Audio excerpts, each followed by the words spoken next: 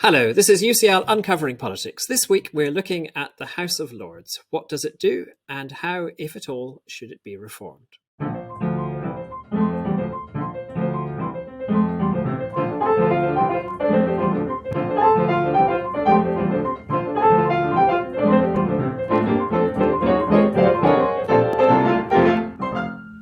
Hello, my name is Alan Renwick, and welcome to UCL Uncovering Politics, the podcast of the School of Public Policy and Department of Political Science at University College London.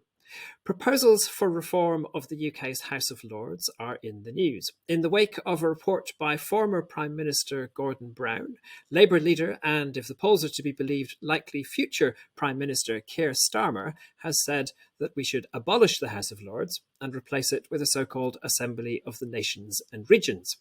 So, is that a good idea? Does the House of Lords need reform at all? If so, is there a better way of doing it? Well, there is no better person in the world to put such questions to than Meg Russell, Director of the UCL Constitution Unit and Professor of British and Comparative Politics in the UCL Department of Political Science. Meg is the leading expert on the House of Lords and on second chambers more broadly, having conducted research on the subject for more than 2 decades, yielding 2 books, multiple Constitution Unit reports, and much else besides. And I'm delighted to say that Meg joins me now. Welcome, Meg, to UCL Uncovering Politics. And before we start talking about how the House of Lords might change, we should understand the form that it currently takes. So could you give us a quick overview of how the House of Lords is currently composed, and I guess also what it currently does? Okay, well, I could talk about that for the length of the entire podcast, and sometimes I do, but let me try and be as brief as I can. The House of Lords is the second chamber of the UK Parliament. It obviously sits alongside the House of Commons and seeks in many ways to be complementary to the House of Commons. It's a very ancient institution in its origins, but it has evolved a lot over time. So famously, it's an unelected institution. The majority of members are life peers, that is, they are appointed for life to the second chamber. But there are a minority of members who are hereditary peers, which means that they have inherited titles. They don't inherit their seats in the Lords, they're actually replaced by a strange system of by-elections, which we might come on to talk about a bit more. And then there are 26 bishops and archbishops of the Church of England, which is also not entirely uncontroversial. So there are 26 bishops and archbishops, 92 hereditary peers, and then the rest of the chamber, which adds up to a somewhat shocking 800 members, are life peers. In terms of what it does, it broadly does similar things to the House of Commons. So it scrutinises legislation, it holds debates, there are question times with ministers, it has a series of select committees. But in important ways, it's also quite different. So the most crucial way that I always emphasise with my students is that we have a parliamentary system of government, which means that the government must retain the confidence of Parliament in order to remain in office. It can be removed by Parliament if it loses that confidence, but that only applies to the House of Commons. So there's a much more sort of independent relationship between the government and the House of Lords than there is between the government and the House of Commons. Consequently, the fact that the government doesn't have a majority in the House of Lords, which it doesn't, is not an immediate problem for the government. It makes it quite a difficult place to navigate for its legislation, but it can't be brought down. The House of Lords also has much reduced powers over financial matters. It generally sees bills second, them having gone through the House of Commons already, but some bills start in the Lords. And it has a delaying power rather than an absolute veto. So it can amend legislation and send it back to the House of Commons for a second look. There are a lot of amendments, hundreds of amendments to government legislation in the Lords every year. Most of those are fairly consensual. The Lords suggest changes, the government brings forward changes in response, but sometimes it defeats the government, and if it does, that goes back to the Commons, and the government can encourage MPs to overturn those defeats if it wants to. But generally, there's a compromise on any sort of disagreements between the two chambers. The select committee system is different as well, as indeed are the question times. So Select committees in the House of Commons are structured according to government departments. In the House of Lords, they are much more cross-cutting. And there are several important select committees which focus on constitutional matters, so looking at the constitutionality of legislation, looking at the extent to which government is seeking to delegate powers to itself in legislation so that it can make changes without coming back to Parliament in the future, looking at human rights aspects, those kinds of things. And question times also are not organised departmentally, and questions on any day can be asked to any minister in effect. And it's quite a challenging environment for ministers, the House of Lords, because there's no government majority. Most of the ministers in there are relatively junior. So most secretaries of state sit in the House of Commons. And there are a lot of experts in the Lords. So as a minister, you can have a question thrown at you from any direction, and it might be somebody who knows their subject really thoroughly. So it's quite a testing environment for ministers. But it's one where they can't simply win through the strength of the number of seats that the party has, or through making partisan arguments, because there are a lot of independent members in the Lords. So nearly 200 of the 800 members don't take a party whip, mostly being crossbenchers. They kind of sit in judgment of the arguments between the parties, and that sort of tones down the partisan banter in the chamber, and the arguments in there tend to be much more sort of reasoned and evidence-based than perhaps they sometimes are in the House of Commons. I feel I've probably already given you a longer answer than you would have liked, but I could go on. I could go on for hours on this stuff. I hope that's enough of a snapshot. No, that's a fantastic summary. Thank you. Does the House of Lords, through all of this, make a positive contribution, or does it just is it just a way of delaying? And does sorry, let me try that one again. Does the House of Lords make a positive contribution through all of that, or does it really just delay and cause trouble for the government? Well, I would say it makes a positive contribution. I mean, I have to say, I'm not. We'll come on, I think, to some of the criticisms of the House of Lords. I'm not going to be a total defender of it and everything that it does, but I think that on balance, it does make a very positive contribution. And actually, one of those positive contributions is delay. Because the very fact that having a second chamber slows down decision making will tend to lean you towards better decision making.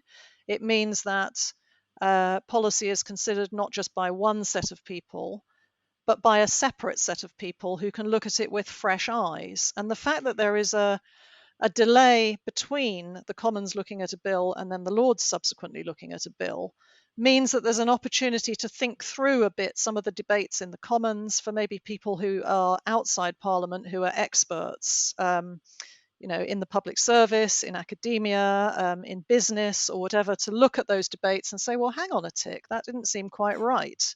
Well, this should be looked at again. Often it's only when a bill is in the Commons that people outside start to pay attention to what's going on. So in the Lords, things that people felt were not sensible in the Commons can be fixed. So it not only brings its sort of expertise to bear and the particular interests of individual members, the very process of looking at legislation twice, I think, is a sensible process. When you're changing the law, to not be able to rush things through in the space of a week using your party vote is a good thing. Scrutiny is a good thing and makes for better policy making as a general rule.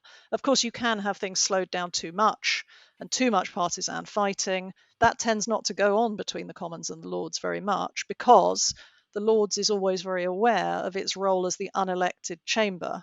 So it doesn't seek to have the same strength as the Commons. It doesn't claim that it's got equal legitimacy to be making decisions to the Commons. In effect, it makes suggestions to the Commons, and in the end, the Commons will decide.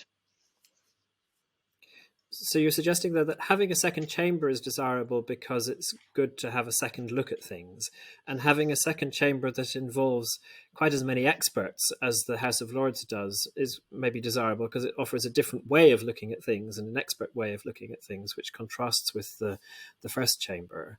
I mean, how does the second chamber in the UK compare with second chambers in other countries? Are there other countries that have unelected second chambers like this? There are some. I mean, if you look around the world, there are, I think, at the current time, 77 bicameral parliaments, that is, bicameral two-chamber parliaments, as opposed to unicameral single-chamber parliaments. And those second chambers, those 77, are remarkably diverse. So they exist, obviously, in all sorts of different countries with all sorts of different traditions. They're made up in all sorts of different ways. One of the interesting things, with the obvious comparator that people often look to for lots of things in the UK is the US, where, of course, famously there's an elected Senate, directly elected Senate, which is very powerful. But if you look around the world, it's only less than a third of second chambers that are entirely directly elected. And most of them are, like the US Senate, in presidential systems, where the relationship between the executive and the legislature is a rather different one. It's a rather more sort of adversarial one. You don't have that confidence relationship. So it doesn't matter if you have people at each other's throats a bit, because each has their own independent elected mandate, rather than them being able to pull each other down. There are only, I think, 5 directly elected chambers in parliamentary systems, which is quite interesting, although a lot of parliamentary systems have them.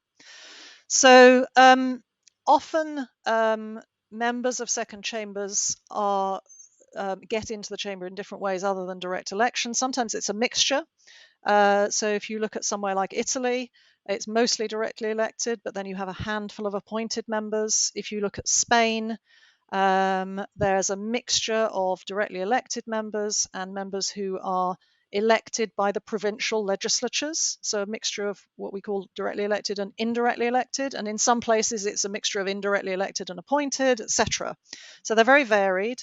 The obvious comparator to the House of Lords, the closest one there is the Canadian Senate, which in some ways is based on the House of Lords, and it is entirely appointed, with the members chosen by the Prime Minister. But it's gone through some quite interesting reforms in recent years, which we might come to when we talk about reform of the Lords, I suppose, because I think there could be some lessons there. Mm. Let's actually move on then to discussing reform in the House of Lords, and particularly thinking about these proposals coming from Gordon Brown and Keir Starmer.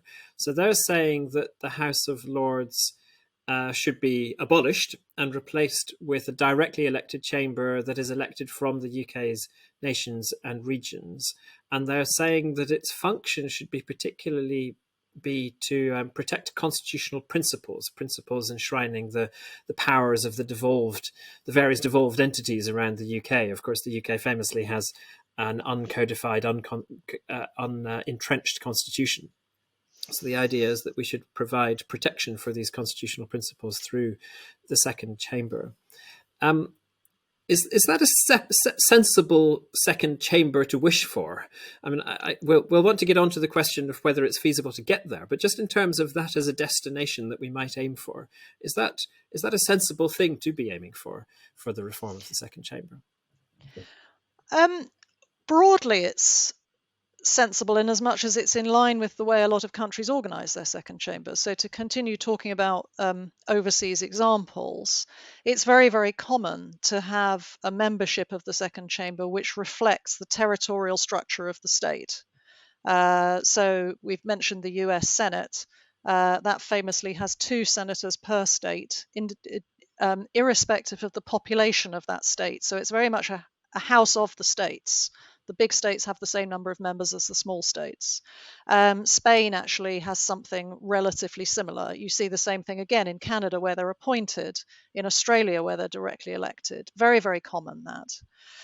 There is a question that's quite frequent around the world as to how you can meaningfully make representatives of these territorial units actually talk to each other as territorial representatives. Because in most countries around the world, legislatures are dominated by political parties. And so, if you look at somewhere like Australia or South Africa or the US, people are primarily the representatives of their parties over and above being the representative of their states a lot of the time. And so they sit in most second chambers in party blocks rather than regional blocks, and parties tend to vote together rather than regions voting together. There are some exceptions to that, one of which I think is South Africa, which is not one that I know particularly well. But another one is Germany, which is the most sort of strongly federal second chamber in the world, where the representatives are representatives of state governments. So they're not actually directly elected. They're elected to govern in the state, and then they come together in the second chamber. It's pretty much an intergovernmental forum, and they actually sit in their state blocks and they vote as state blocks. But that's quite hard to achieve. It's really only in Germany that happens in such a kind of distinct and clear way. And it's a complaint that these other countries like Canada, Australia, Spain, etc., often have about their second chambers, that ostensibly they're there to represent the states or the provinces, but actually they're party political chambers. And so I think we need to think about that when we're thinking about an alternative to the House of Lords, whether there really is any feasible way that we could make people speak for, say, the southwest or the northeast of England, or speak for Wales or speak for Scotland, rather than speaking for Labour or the Conservatives or the SNP. And that's quite hard to achieve. So I think this is one of the things that people have been saying about the Brown proposals, that the idea of protecting the constitutional settlement through a second chamber, and in particular protecting the territorial settlement, looks very sensible.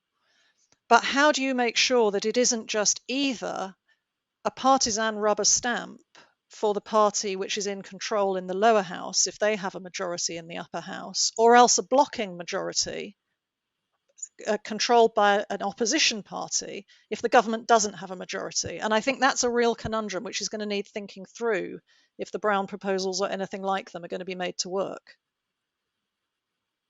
And I guess that fear might lead to a related fear that if you have people who are elected on some kind of party ticket, then you're also going to lose the kind of expertise that the House of Lords currently has. And if you're valuing the fact that the House of Lords provides a different sort of scrutiny, more expertise-based scrutiny than the House of Commons, then you might actually lose the good bit of the House of Lords while introducing this new model. Yes, I think there are some risks there. I think when you think through the expertise in the House of Lords, it's important not to be too romantic about it. The majority of members of the House of Lords do sit for political parties, and some of them vote pretty loyally for their political parties. But there are two ways in which there's more independence in the place. Firstly, quite a few of the party representatives are people who are appointed late in their careers. They've maybe already been members of the House of Commons, or they've been council leaders or that kind of thing. So they're not really looking for career advancement anymore.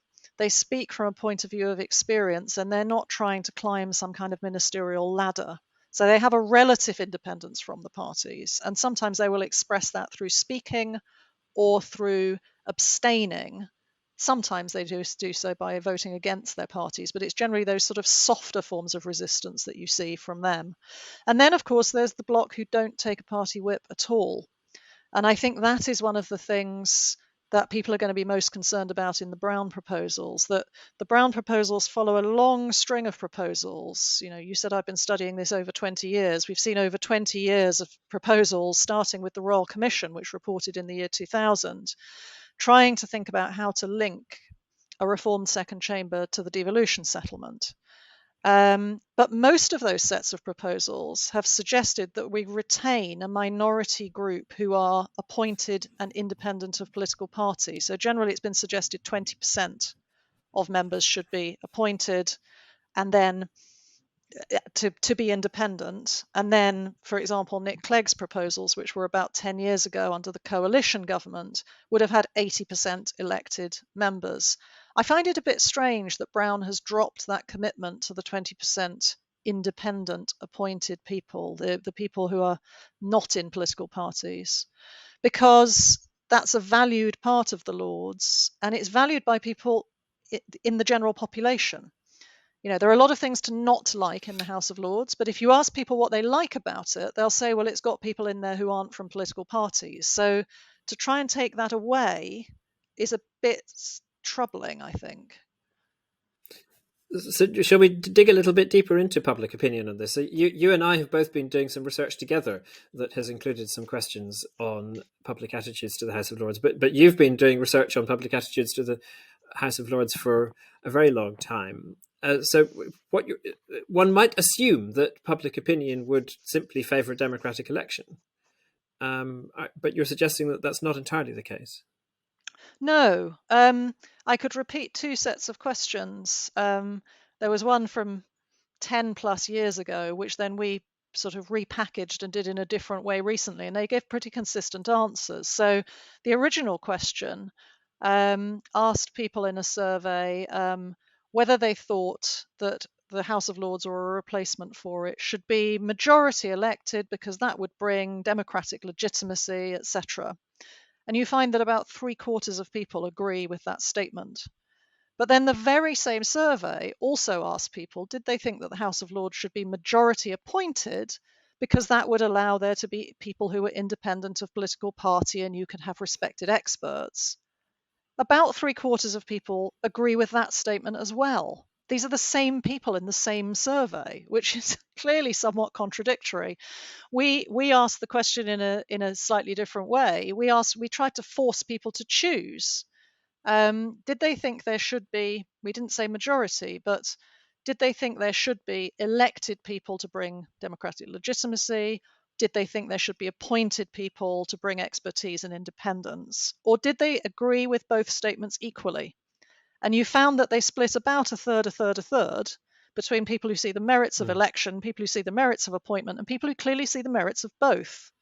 And this is part of a survey where there are a lot of concerns, and this is not anything particularly new, about elected politicians and the degree to which they have legitimacy. Politicians are not terribly popular.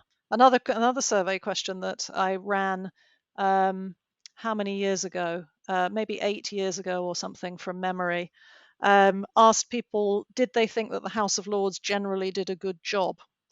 And you got some kind of a narrow majority agreeing that it did. It was something like 52, 54% from memory, which, it's not brilliant, but it's relatively high. Crucially, I also asked people, did they think the House of Commons was generally doing a good job? And the number that said it was lower. So the House of Lords is not universally loved, but it's not necessarily loved any less than the House of Commons. And I think that one of the things around the world that people appreciate about second chambers is that they exist to keep the elected politicians in the first chamber and in the government in check. They're there to be the kind of grit in the oyster, to ask the difficult questions, to say, hang on a second, are you sure you're doing the right thing? Generally, I think publics don't like unconstrained power. And second chambers, a bit like other bits of the system, which are themselves generally not elected, like judges, like civil servants, like the media perhaps, are not elected, but they ask awkward questions of the politicians and help to keep them honest. And so unelected second chambers can do that. Elected second chambers can as well, but then what you have is more of a situation of one set of elected politicians kind of trying to be a check on another set of elected politicians. So it's not straightforward in terms of public opinion at all. So I'll ask you in just a moment what reforms you think should happen, but you've already given us some hints of that, I guess.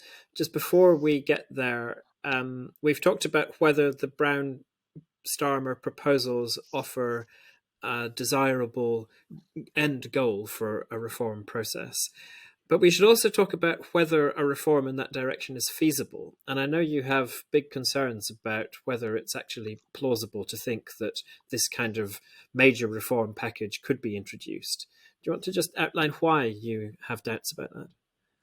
Well, I think you've just got to look to history, really. I mean, I found it slightly amusing that the Brown Commission report included some words from the 1911 Parliament Act, which was the Act of Parliament which famously reduced the powers of the House of Lords from a power of absolute veto to one of delay. Obviously, 111 years ago now, and had in its preamble these words that it is not possible just at the moment to replace the House of Lords with a more democratic chamber, but we're going to come to that in the fullness of time, and we're still waiting. So there have been repeated attempts to change the House of Lords. I mean, it's interesting. You asked about whether what the Chamber does is useful. And I said I thought, yes, it was. The Labour government that came to power by a landslide in 1945, that was a party which had, since its very creation, been in favour of the abolition of the House of Lords. But when it arrived with a landslide in 1945, it did not get rid of the House of Lords. In fact, it barely did anything. It didn't change its composition at all.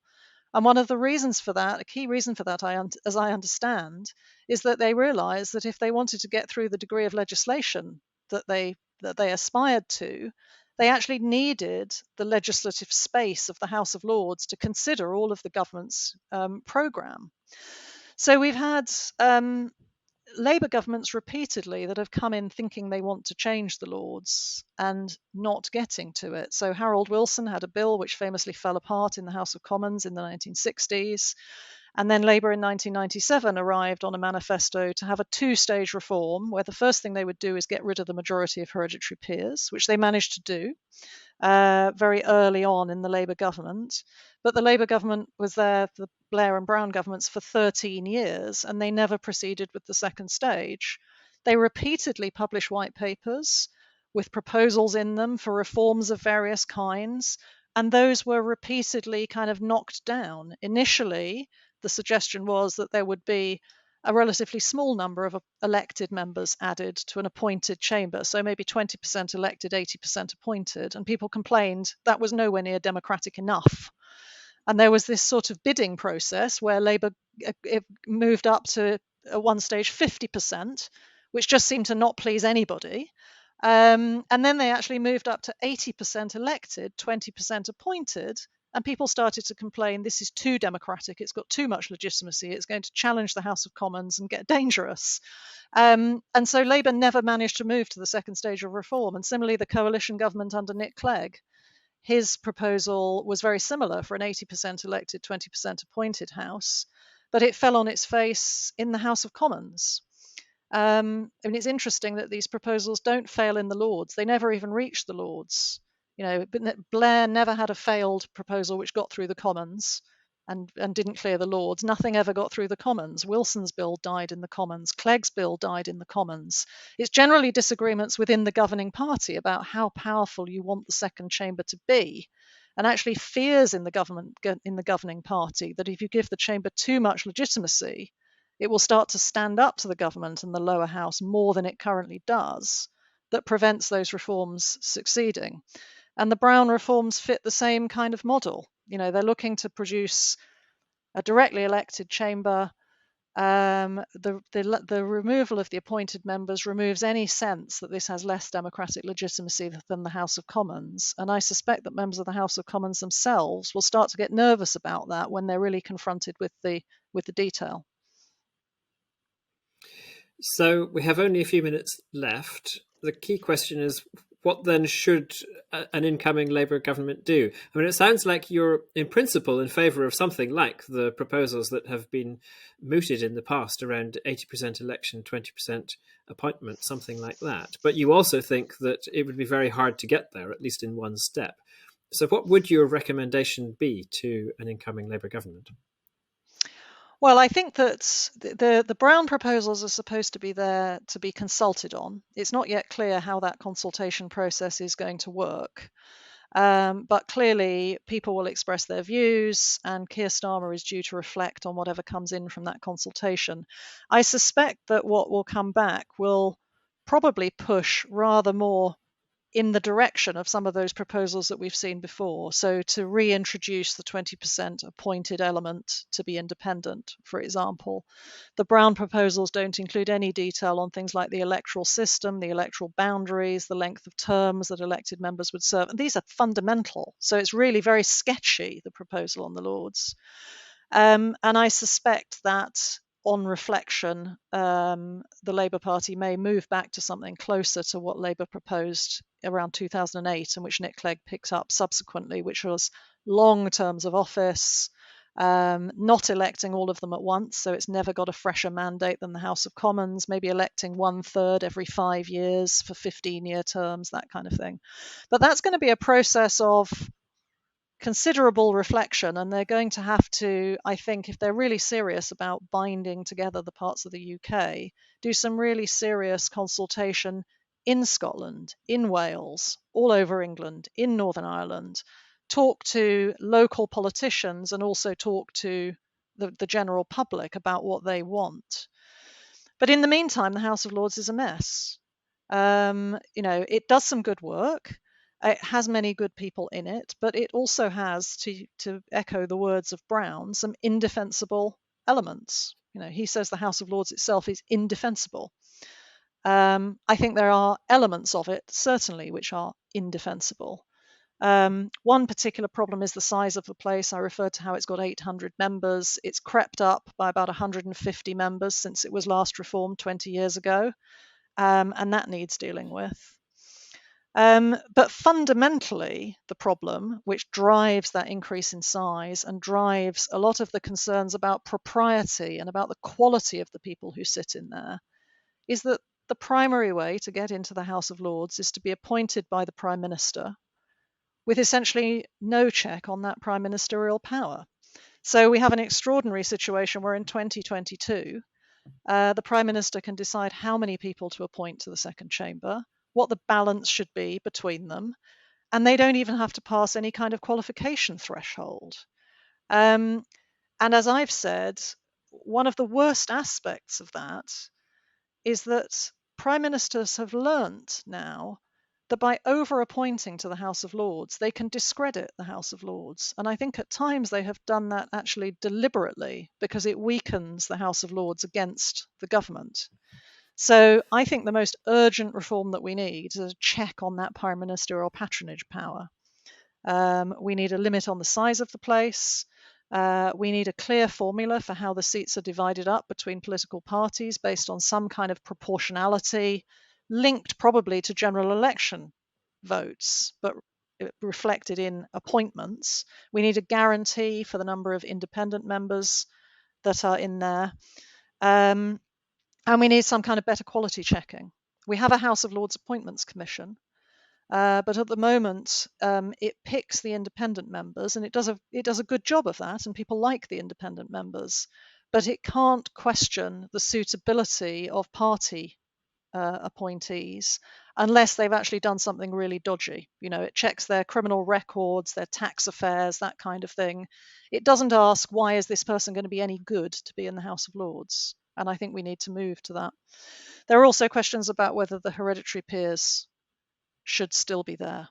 In 1999, when Labour's last reform went through, they were supposed to be there on a temporary basis, awaiting the next stage of reform. Well, it's been 23 years, and I think it's long past time that we actually got rid of the hereditary members. That would be a very small change, which very few people would disagree with. So I suppose, sorry, that's a very long answer. In summary, I would say the last really significant reform of the House of Lords that we had was the one in 1999 under Tony Blair, who arrived in office, as I said, on a promise to have a two-stage reform. The small, simple thing was to get rid of the vast majority of hereditary peers. Hundreds of hereditary peers left the House of Lords under that reform. And the House was left unelected, but it was left much more legitimate and feeling much more confident than it had been before, and it became much more effective as a result. So my advice to Keir Starmer would be follow that model. It's all very well to have an ambitious program for reform, and by all means consult on it and see what you can do and try and get it through. But do please first do the little essential things that nobody would really disagree with, in terms of having quality checks on the number of peers, on the individual peers who go in, capping the size of the place, and having some sort of proper regulated balance between the parties, plus maybe getting rid of the hereditary peers. He could do that very quickly, and then we can talk for as long as we like about the next stage. And maybe it'll happen and maybe it won't, but at least Labour would have achieved something. Well, I could very happily go on talking for as long as we liked about this subject, because there's so many more questions that I'm very keen to ask. But alas, we are out of time. Meg, that has been a really fantastic overview of these debates and summary of some of the big issues that need to be thought about. And for full details of Meg's further thinking, if you want to dig deeper into these issues, you will find Meg's books, reports, and other outputs relating to the House of Lords are listed on the Constitution Unit's website, and we'll put all the details of that in the show notes for this episode. And look out also for a new report that Meg is writing at the moment on Lords Reform, which will be out early in 2023. Remember, to make sure you don't miss out on future episodes of UCL Uncovering Politics, all you need to do is subscribe. You can do so on Apple, Google Podcasts, or whatever podcast provider you use. I'm Alan Renwick. This episode was produced by Conor Kelly and Eleanor Kingwell-Banham. Our theme music is written and performed by John Mann. This has been UCL Uncovering Politics. Thank you for listening and have a very happy Christmas.